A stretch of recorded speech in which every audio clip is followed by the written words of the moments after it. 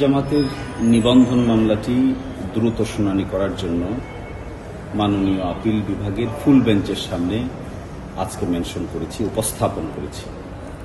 সেখানে আমি বলার চেষ্টা করেছি যে এই মামলাটি দ্রুত নিষ্পত্তি হওয়া প্রয়োজন, অন্যথায় বাংলাদেশের গণতান্ত্রিক প্রক্রিয়ায় উত্তরণের ক্ষেত্রে এক ধরনের অনিশ্চয়তা তৈরি হবে এবং আমারই কথা আপিল বিভাগ গুরুত্বের সঙ্গে নিয়েছেন এবং অতীতে এই মামলাটি আংশিক শ্রুত হয়েছিল যেই বেঞ্চে, সেই বেঞ্চে এটা শুনানির জন্য মঙ্গলবারে আসবে, এই জন্য অ্যাকসেপ্ট করেছেন।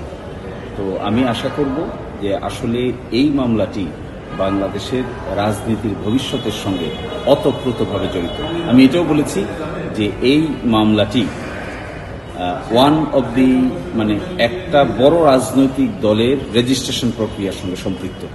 আর রেজিস্ট্রেশন থাকা না থাকা গণতান্ত্রিক প্রক্রিয়া উত্তরণের ক্ষেত্রে একটি গুরুত্বপূর্ণ ভূমিকা রাখবে। যদি একটা রাজনৈতিক দলের রেজিস্ট্রেশন না থাকে তাহলে সে তো নির্বাচনে অংশগ্রহণ করতে পারবে না।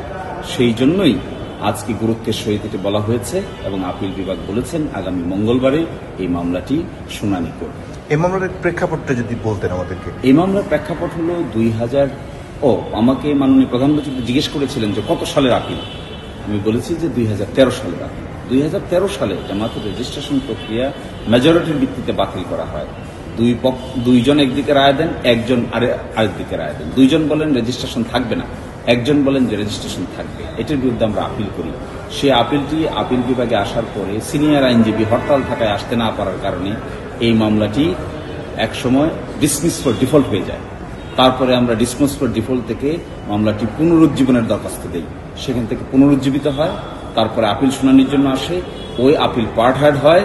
এই আপিল পার্ট হার্ড হওয়ার পরে এখন পেন্ডিং অবস্থায় আছে।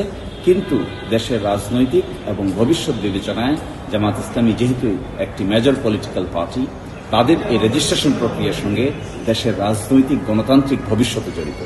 এই জন্যই আজকে গুরুত্বের বিবেচনায় মেনশন করা হয়েছে। আপিল বিভাগ এটি অ্যাকসেপ্ট করেছেন। আশা করি আগামী মঙ্গলবার মামলাটি যথাযথভাবে শুনানি অনুষ্ঠিত হবে।